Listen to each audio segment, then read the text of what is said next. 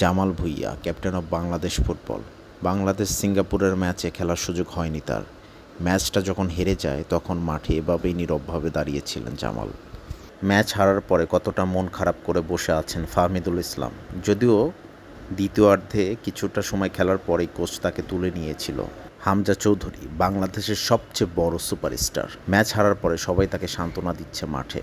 সিঙ্গাপুরের বিপক্ষে বাংলাদেশের হার যেন মেনেই নিতে পারছেন না তপু বর্মন। ডেবিউ ম্যাচে শামিদ সোমকে ফিরতে হয়েছে শূন্য হাতে। হেরেছে বাংলাদেশ।